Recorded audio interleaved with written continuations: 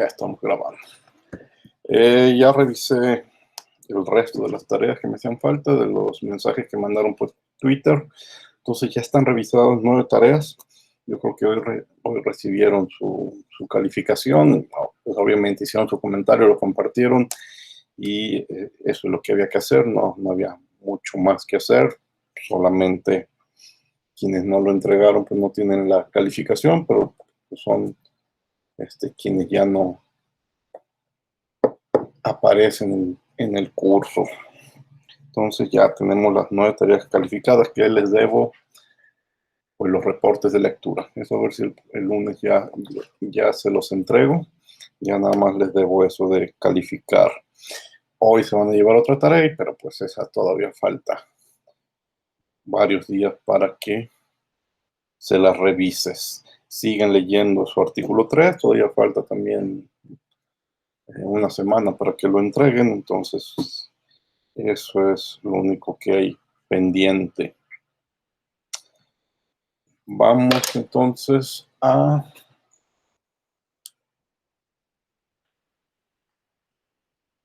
la presentación del día de hoy, que vamos a hablar de fluidos no newtonianos. Vamos a seguir hablando de fluidos no newtonianos.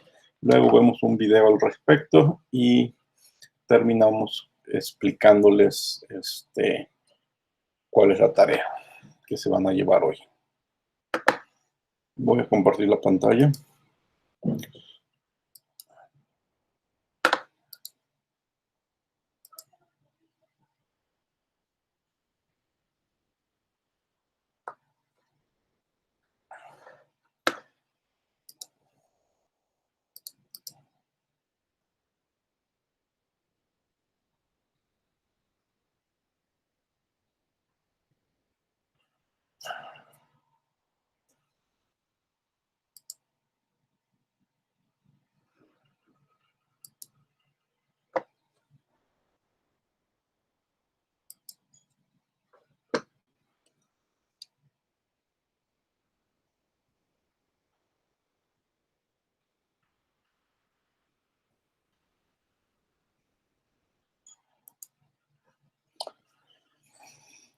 Déjame esperar un momento en que se abra ese programa.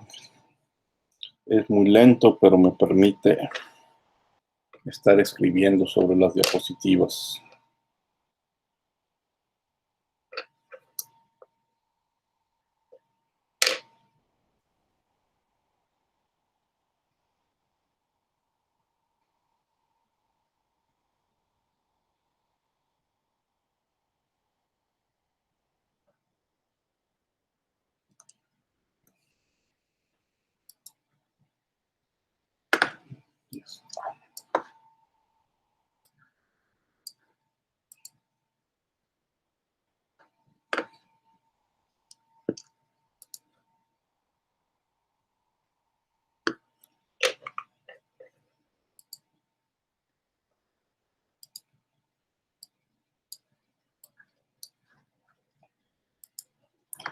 Bueno, seguimos hablando entonces de fluidos no newtonianos. Y primero vamos a explicar quién es la reología. La reología es la parte de la física que estudia los movimientos y la deformación de la materia cuando sometida a un esfuerzo. Si yo leo estos renglones y no hago ninguna aclaración, pues pensaría que yo podría estudiar aquí, o que voy a estudiar aquí, material de cualquier material, como el agua con el aire, como el aire se deforma cuando se mueve, el agua también cuando fluye se deforma, y algunos de ustedes me pueden decir, bueno, pero que eso no es la disciplina científica que le toca a la mecánica de fluidos. Ya en la práctica lo que sucede es que cuando se trata de materiales newtonianos como el agua, como el aire, los metemos en un curso de mecánica de fluidos. Pero cuando se trata solamente del aspecto mecánico y tratamos con fluidos no newtonianos, y entonces se renombra como reología.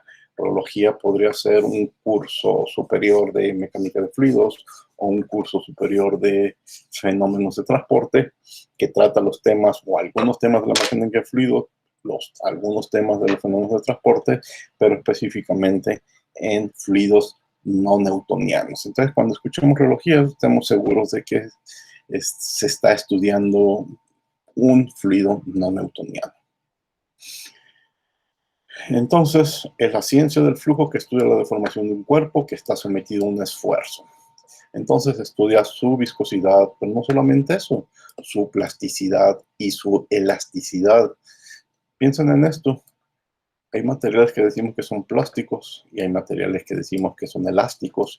Hay materiales que decimos que son viscosos. En realidad cualquier material es viscoso, es plástico, es elástico, pero algunas de estas propiedades dominan sobre otras, y entonces por eso donde domina la plasticidad tengo un plástico, y donde domina la elasticidad tengo una liga elástica, y donde domina la viscosidad tengo una miel viscosa, ¿sí?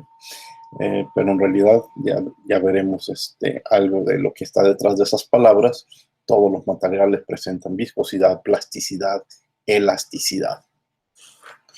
Esas propiedades tienen mucha importancia en ingeniería, porque nos dice cómo los debemos de tratar mecánicamente.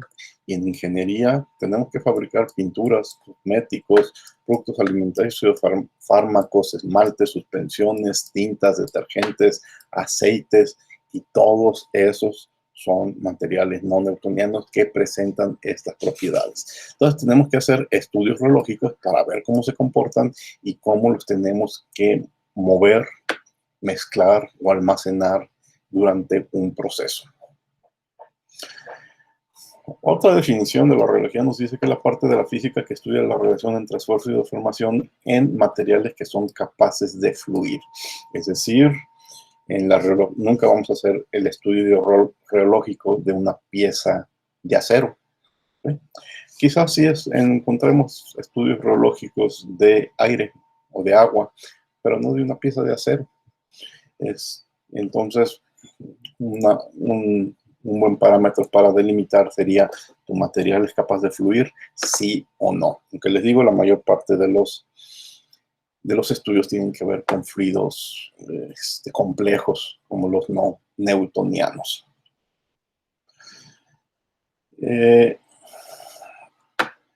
Robert Hooke fue el primero que habló de reología en su libro La verdadera teoría de la elasticidad, y ahí decía: si ustedes doblan la tensión o el esfuerzo aplicado a un material, pues también se va a doblar, se va a multiplicar la deformación.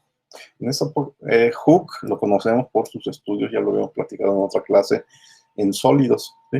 Entonces, alguien podría decir, pues es el estudio de la reología de las sustancias sólidas, aunque nadie le llama reología, pero es el padre del estudio del comportamiento mecánico de los sólidos, y él le debemos esa frase de que el esfuerzo aplicado es directamente proporcional a la deformación producida. Ya habíamos platicado que medir deformaciones en sólidos no es tan difícil, lo cual se vuelve prácticamente imposible en fluidos. Ya también habíamos platicado la historia de cómo Isaac Newton trató de aprovechar esos estudios que Hooke hizo de sólidos en fluidos, y en vez de hablar de deformación, pues tuvo que hablar de velocidad de deformación. Y la constante de proporcionalidad que sale de sus estudios, ya también vimos algunos videos al respecto, es la viscosidad. Y entonces de ahí sale la ley de Newton, que es aplicable solamente por unos pocos fluidos, los que ahora llamamos los fluidos newtonianos. Maxwell en 1867, en su trabajo que llamó la teoría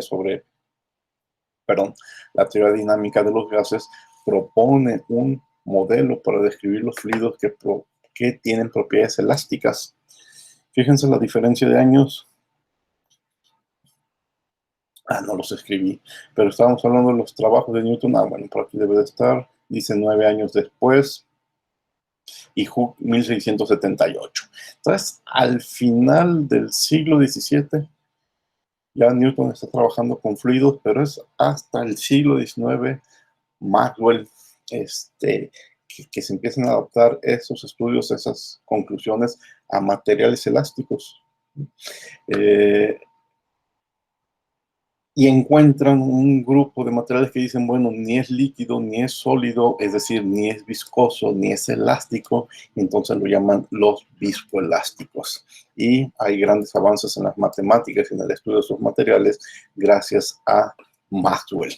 En 1945, Reiner define el número de Débora, ¿sí? En donde T es un tiempo característico y tau es un tiempo característico del material y T es un tiempo del proceso de deformación. Ustedes saben, quizás con una plastilina o con una goma, ustedes saben que aplican un esfuerzo y mientras están aplicando el esfuerzo, el material está reaccionando, pero no siempre el tiempo de reacción del material es directamente proporcional o es igual al tiempo del proceso de deformarlo.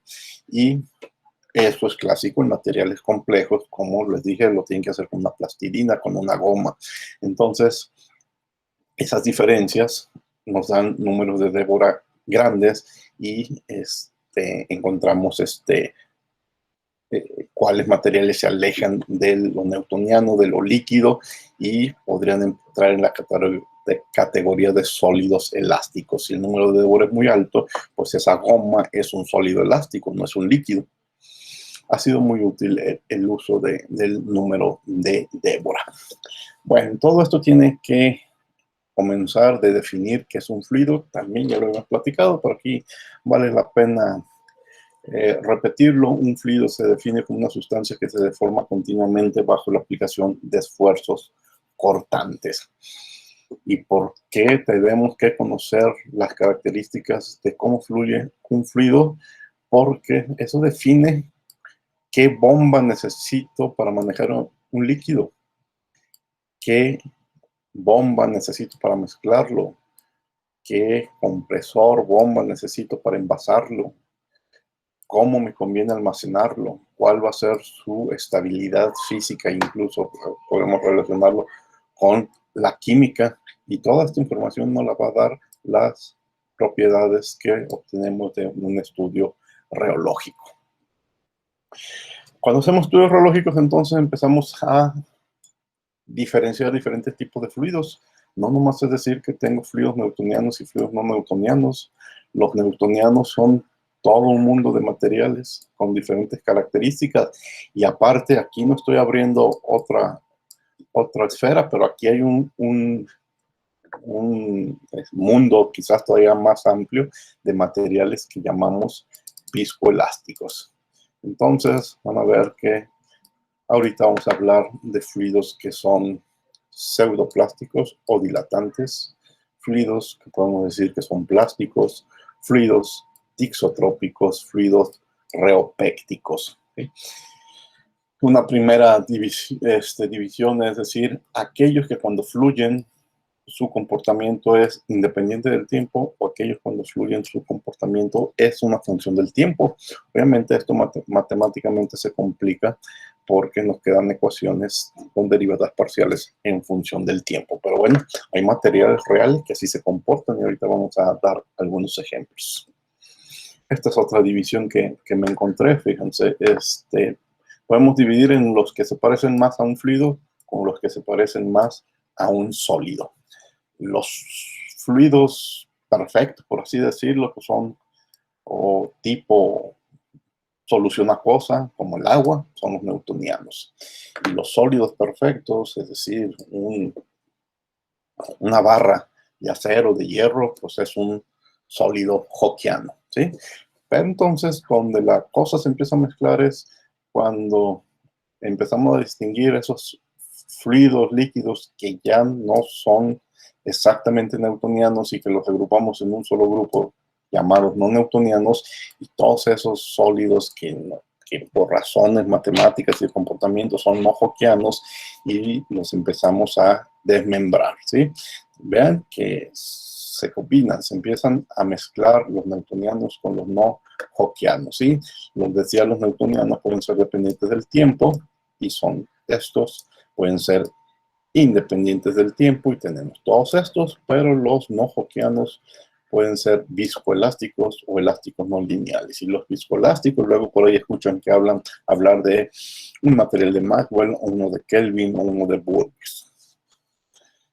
Pero en realidad aquí la línea divisoria no es tan simple, mientras que bajo ciertas condiciones un fluido yo lo puedo catalogar como dilatante, ese mismo material bajo otras condiciones de presión, de temperatura, de velocidad, podría catalogarlo como un viscoelástico de Kelvin. ¿Y cuál es la diferencia? Son las mismas moléculas, solamente podría ser a diferentes presiones, a diferentes temperaturas, o se están moviendo a diferentes velocidades.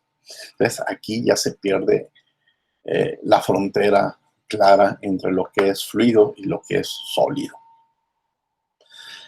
Los fluidos newtonianos, bueno, eso no tenemos ya muchos problemas, son aquellos que cumplen la ley de Newton que ya presentamos en la unidad anterior. El agua es el clásico, pero también muchos aceites, muchos combustibles, muchos lubricantes se comportan como newtonianos. El mercurio es un ejemplo clásico de un líquido newtoniano. La glicerina es otro ejemplo clásico. En un experimento reológico, en un fluido newtoniano, si yo aplico un esfuerzo, la deformación producida, la velocidad de deformación es proporcional, ¿sí? Es directamente proporcional, y cuando graficamos esos dos valores tenemos estas líneas perfectamente rectas que parten del 0,0. Podrían tener diferentes pendientes, pero parten del 0.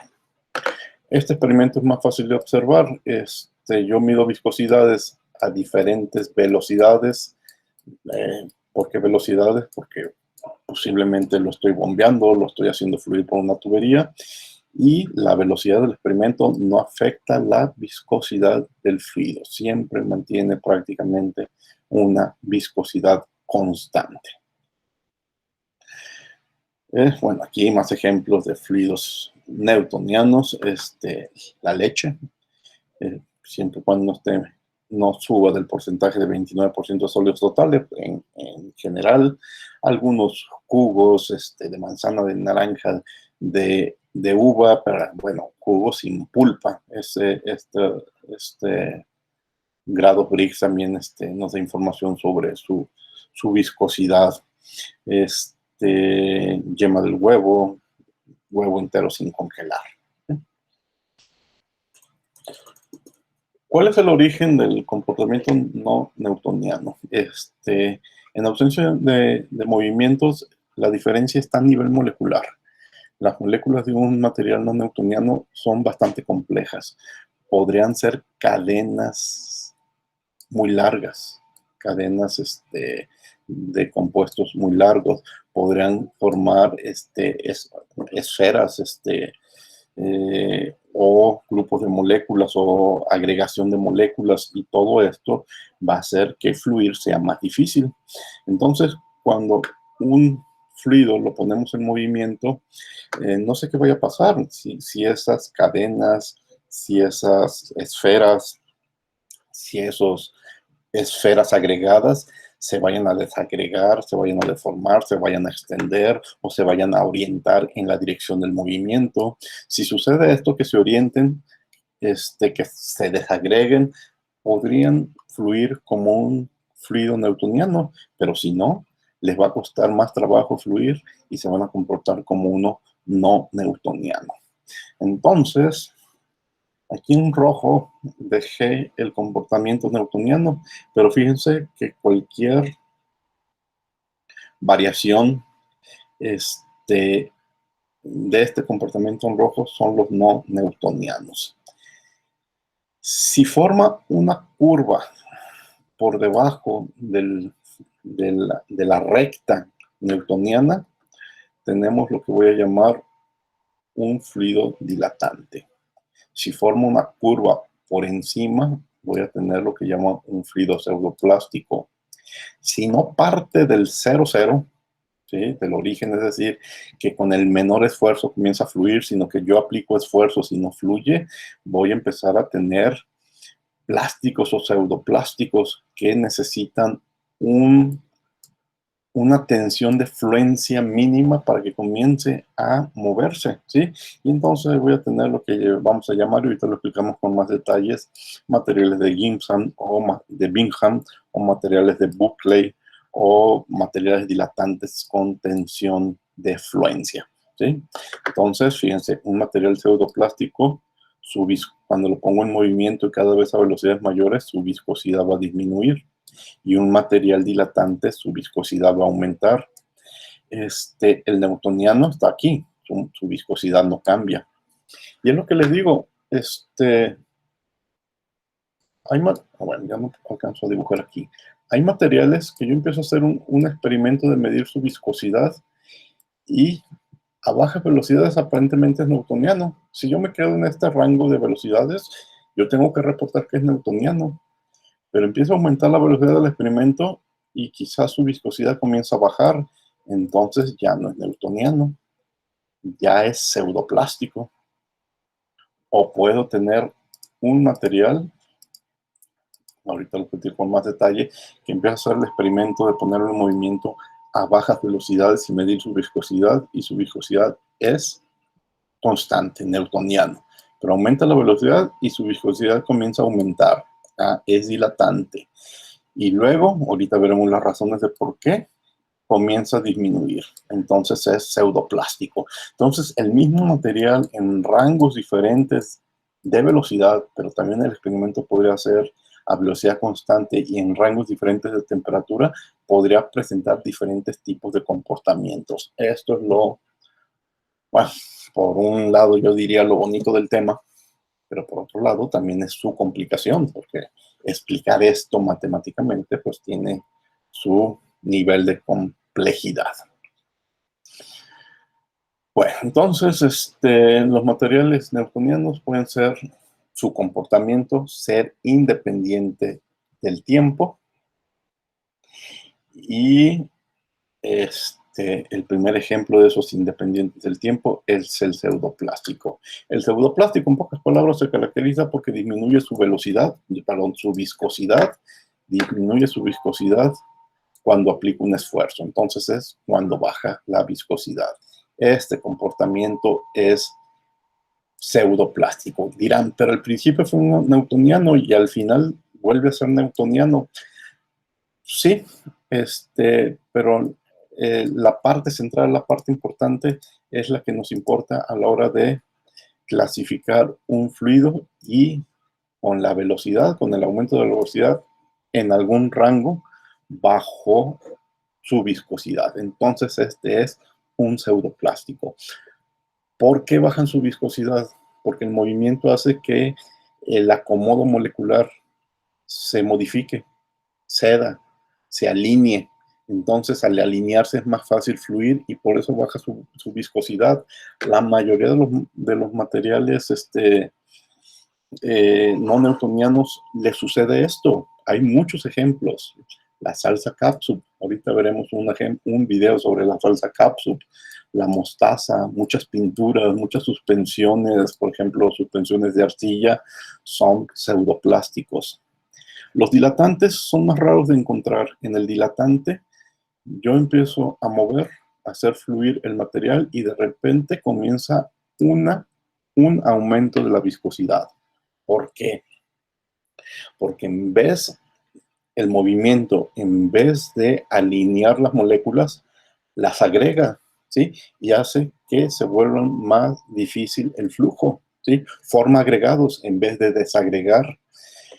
Esto sucede en un rango pequeño de velocidades, porque el movimiento forma estructura, pero tiene un límite. Si el movimiento es muy violento, se va a romper esa estructura y volvemos a observar una disminución. Entonces diremos, a la vez es pseudoplástico y es dilatante, estrictamente cierto, pero como tuvo un aumento de viscosidad en un pequeño rango, decimos que es dilatante.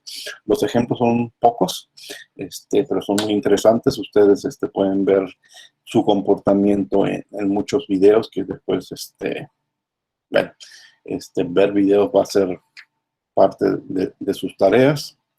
y en harinas de maíz, disoluciones de almidón, arena mojada, arena de mar mojada, dióxido de titanio.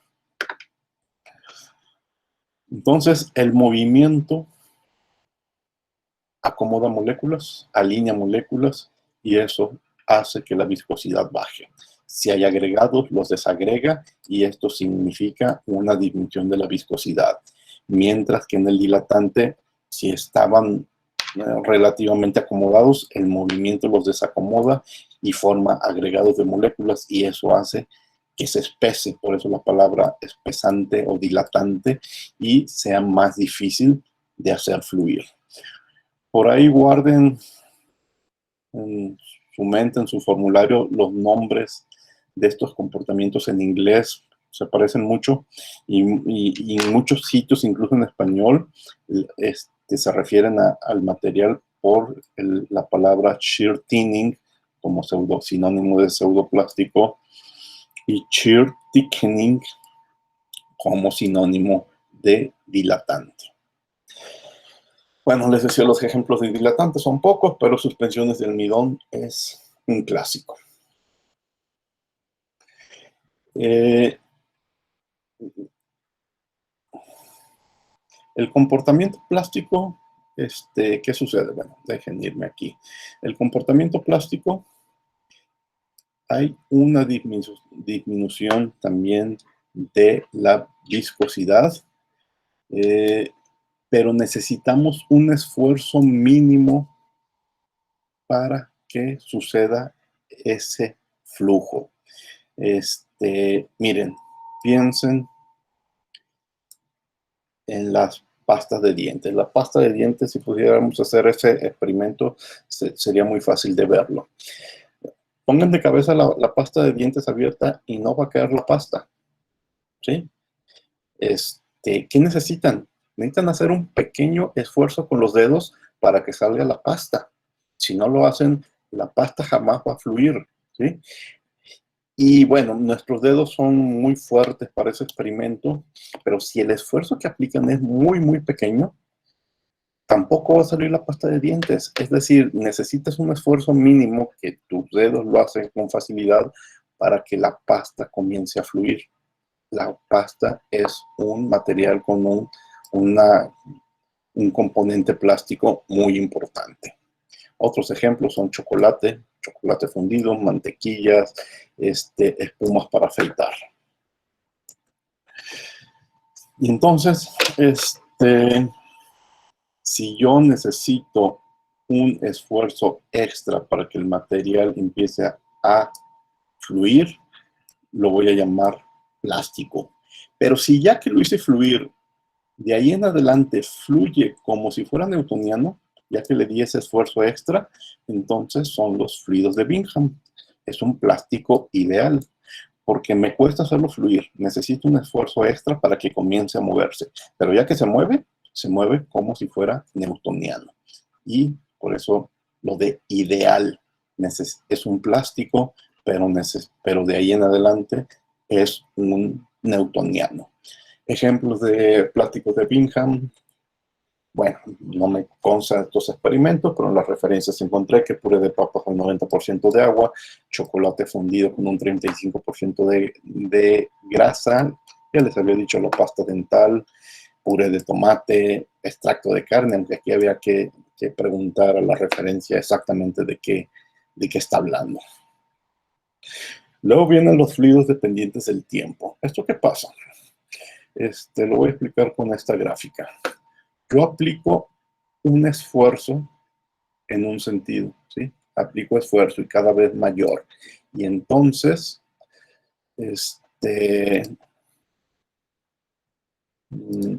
vean la respuesta. El material se deforma. Esto es, su viscosidad comienza a caer. Pero en cierto punto, yo empiezo a bajar el esfuerzo poco a poco hasta llegar de nuevo al estado de cero esfuerzo aplicado.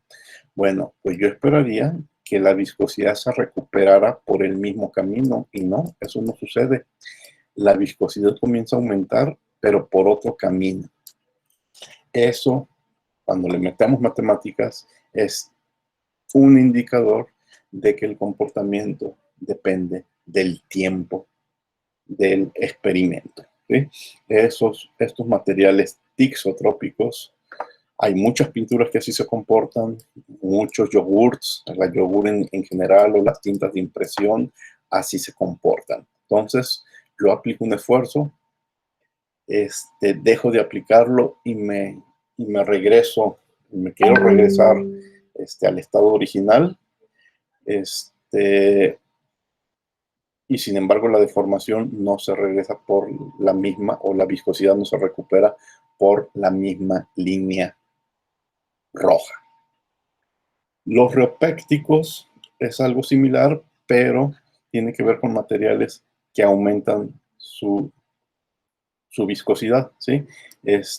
Cuando yo aplico el primer esfuerzo, se deforma en este sentido, pero cuando lo dejo de aplicar, miren, se aumenta su viscosidad, pero en otro sentido. Si aplico una fuerza, se produce una deformación y mientras no cese el esfuerzo aplicado, hay destrucción de enlaces, dando como resultado una disminución de la viscosidad.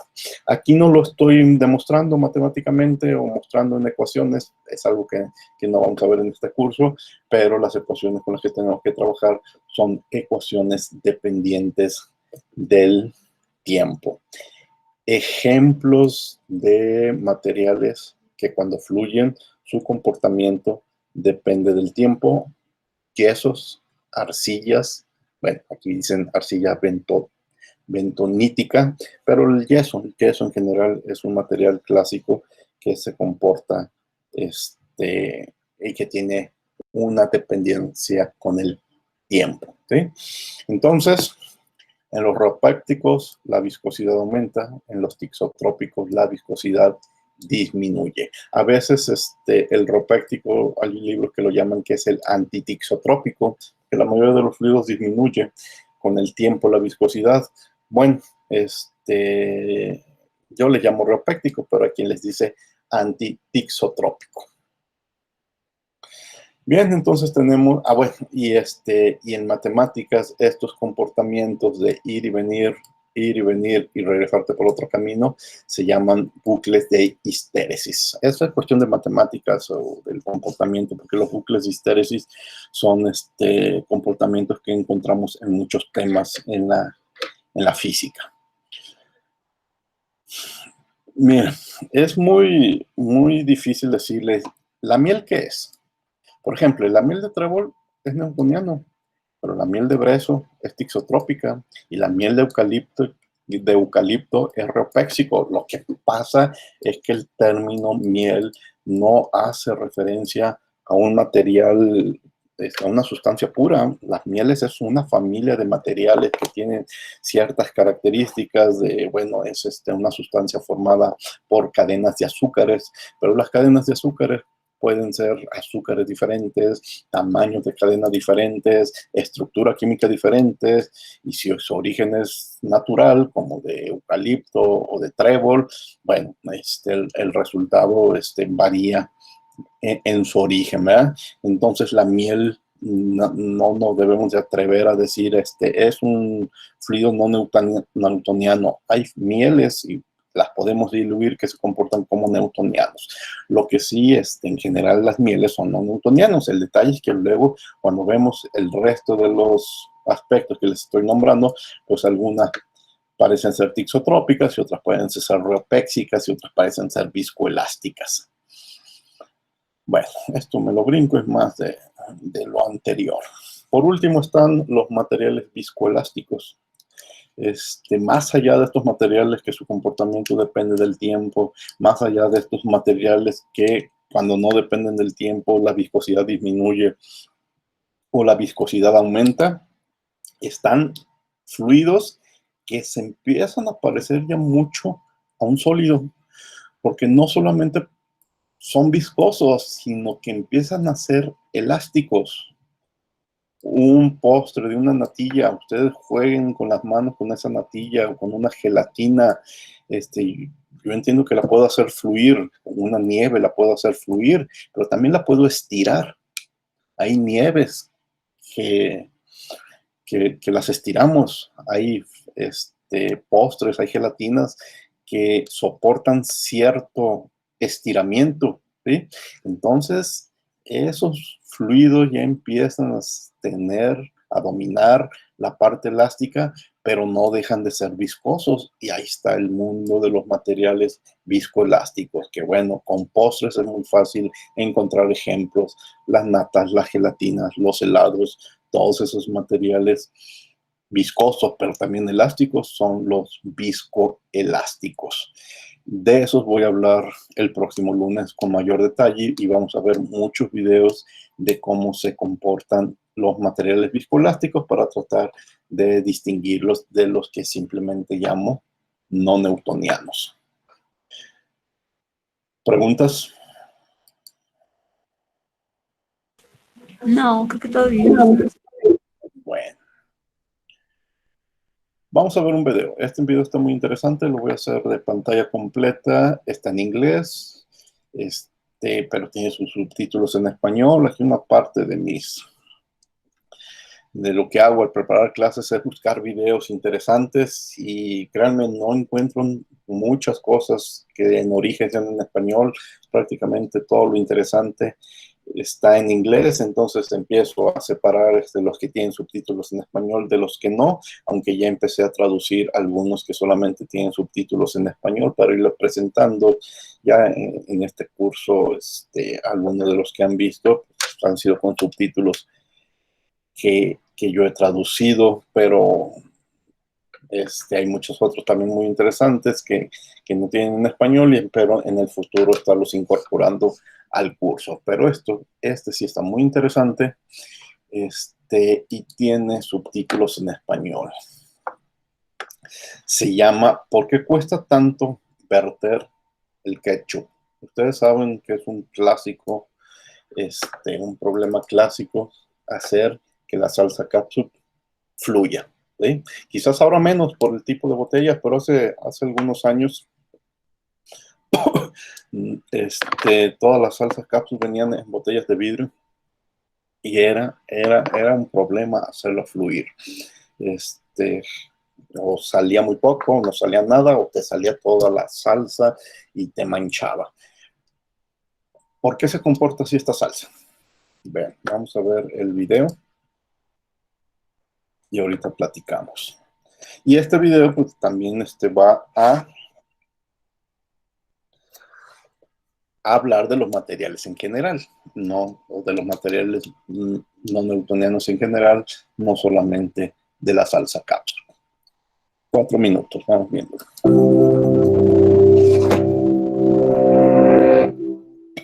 French fries are delicious. French fries with ketchup are a little slice of heaven. The problem is, it's basically impossible to pour exactly the right amount. We're so used to pouring ketchup that we don't realize how weird its behavior is. Imagine a ketchup bottle filled with a straight-up solid, like steel.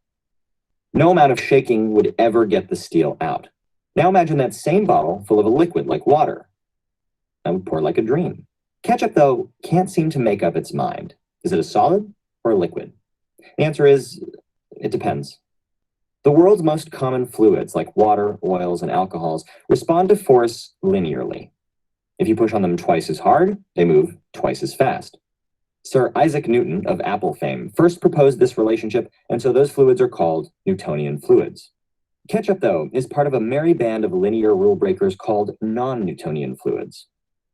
Mayonnaise, toothpaste, blood, paint, peanut butter, and lots of other fluids respond to force non-linearly. That is, their apparent thickness changes depending on how hard you push, or how long, or how fast.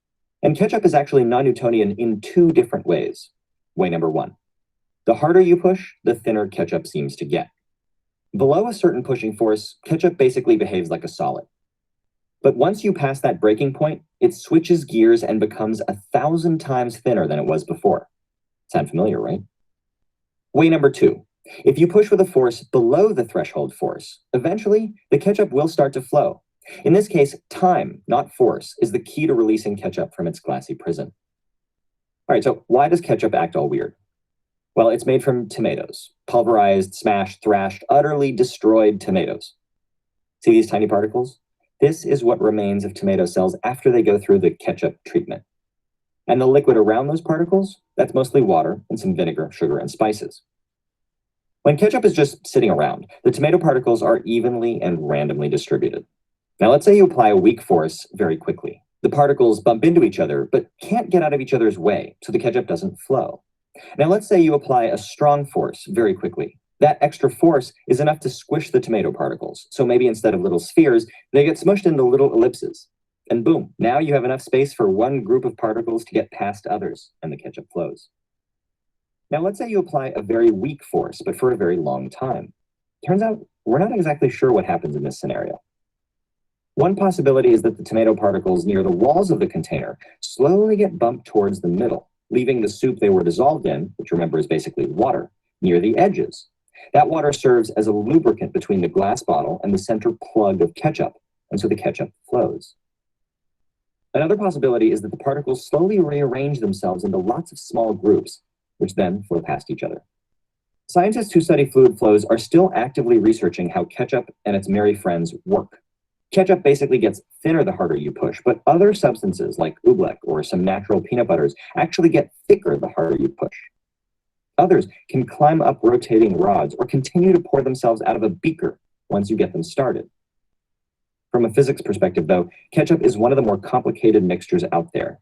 And as if that weren't enough, the balance of ingredients and the presence of natural thickeners like xanthan gum, which is also found in many fruit drinks and milkshakes, can mean that two different ketchups behave completely differently.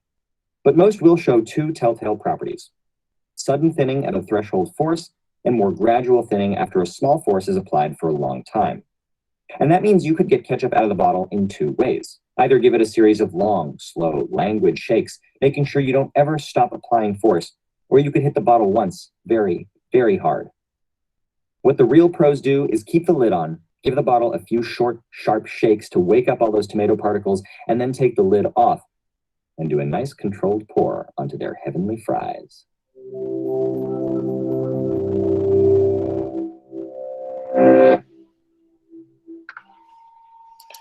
Bueno, como se dan cuenta, las posibilidades con algo tan simple como es la salsa catsup son varias, ¿sí?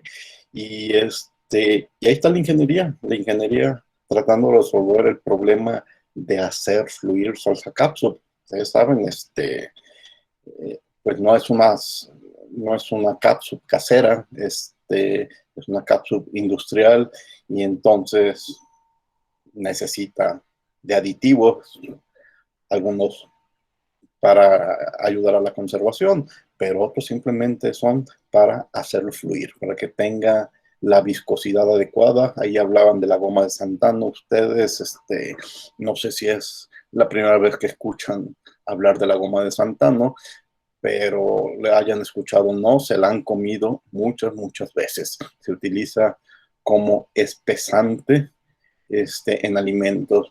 Cualquier sopa tipo Maruchan tiene goma de Santano para darle la viscosidad perfecta, o la que el fabricante considera perfecta, a esa sopa. La goma de Santano es un polisacárido de origen natural.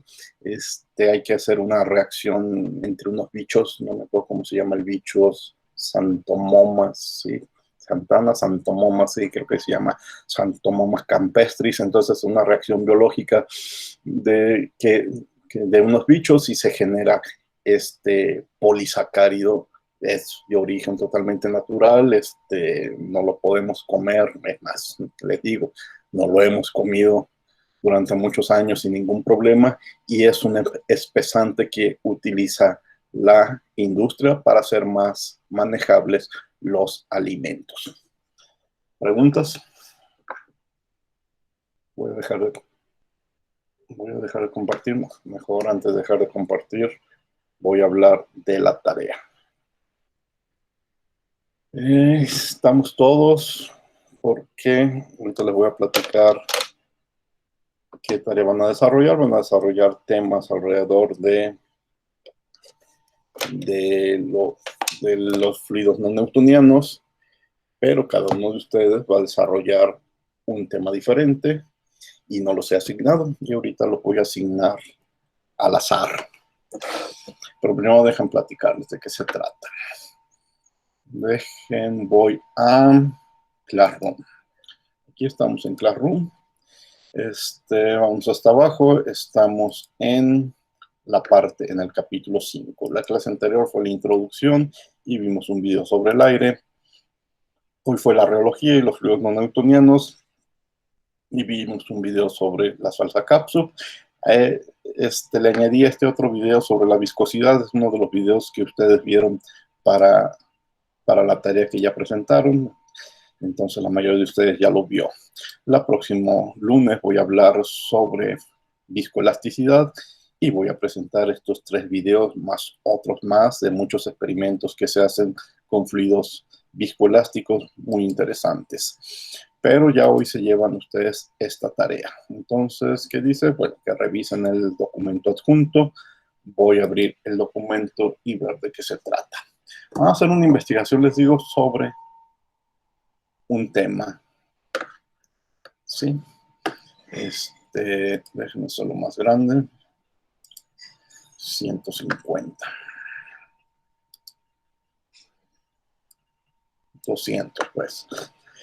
Realice un trabajo de investigación del tema que les corresponda, el que les toque. Y ahorita aquí voy a anotar sus nombres. Elegí 14 temas, porque oficialmente pues este grupo tiene 14 alumnos, pero creo que no nos vamos a repartir 12, que son los que siguen presentes cotidianamente, y me interesa los temas de abajo hacia arriba y no tanto los primeros. En general, ¿de qué son? Van a investigar sobre un tipo de fluido, por ejemplo, el newtoniano, por ejemplo, el fluido de Bingham, por ejemplo, el dilatante, el tixotrópico, el reopéctico, el plástico. La mayoría de estos los nombré hace un momento, ¿sí? Pero también vamos a hablar ya de la parte más sólida de los materiales polímeros, por ejemplo, ¿sí? Y su trabajo de investigación va a tratar de describir ese tipo de materiales, qué son, cómo los puedo identificar, ¿sí? Y a un lado del fluido que les toca, le estoy poniendo más un material que bajo las condiciones adecuadas yo estoy seguro que es del tipo que le corresponde. Por ejemplo, fluidos newtonianos más mercurio, plásticos de Bingham más pasta dental, fluido pseudoplástico, ejemplo, mostaza, fluidos dilatantes, maicena con agua, fluidos isotrópicos, yogurt, fluidos reopécticos, tintas de impresoras, fluidos viscoelásticos, masa de panadería, plásticos, plastilina. Vamos viendo, ya a quien le toque ese tema me va a decir si de verdad la plastilina es un plástico. Elastómeros, caucho natural, polímeros termoestables, siliconas en general. Las siliconas que se usan como adhesivos, como implantes, pues en general son polímeros termoestables. Polímeros plásticos, el PVC. ¿Sí? Y entonces su investigación, por un lado, va sobre las generalidades del fluido que les tocó. Por ejemplo, no sé a quién le vaya a tocar, ahorita va a ser al azar, pero yo digo que el trabajo más sencillo es el que le toque el newtoniano. Entonces me va a describir con ejemplos y con definiciones, y si es posible con ecuaciones, qué es un fluido newtoniano, cómo lo puedo determinar, y quizás algún aspecto histórico al respecto. Y después se van a ir al internet, van a navegar en la web y me van a buscar evidencias de que el mercurio es un fluido newtoniano. Quizás algún trabajo, quizás algún experimento, quizás algún artículo de investigación, no sé qué vayan a encontrar, quizás un video, pero me van a respaldar o me van a contestar, ¿de veras el mercurio se comporta como fluido newtoniano? Igual el que le toque el fluido reopéctico, pues va a investigar de qué se trata, me va a dar las referencias, y después igual se va al internet y a buscar información del comportamiento mecánico. No me importa su química, no me importa otros aspectos físico-químicos, me importa su comportamiento mecánico. Si en general las tintas de impresora, hay quien haya investigado que se trata de un fluido reopéctico. Entonces es un trabajo de investigación. Tienen 15 días para hacerlo. Bueno, la estructura del trabajo tiene que haber una introducción que nos diga por qué es importante el tema de investigación y qué es lo que están buscando, máximo una cuartilla. Luego el desarrollo, pues el núcleo en el que presentan y contextualizan los datos, los conceptos, las ideas. Hay que esquematizar en detalle y enriquecerlo con figuras. Entonces, pues, deberán incluir figuras. Y esto es muy importante, me voy a fijar mucho en eso. Por lo menos un video.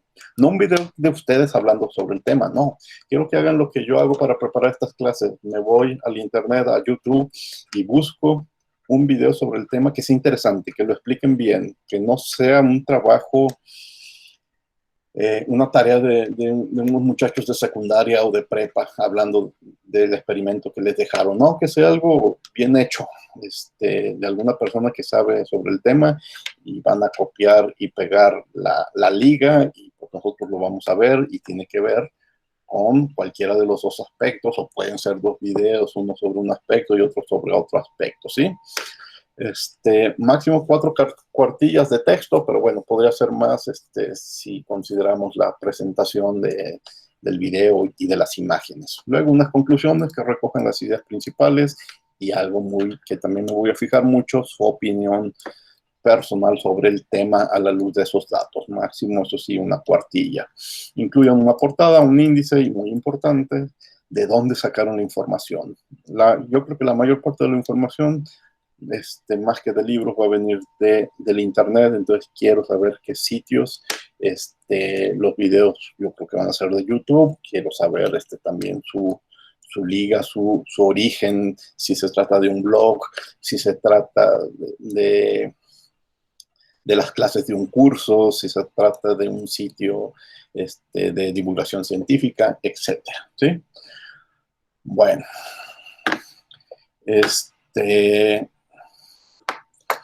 tengo diferentes opciones de cómo asignarlo, pero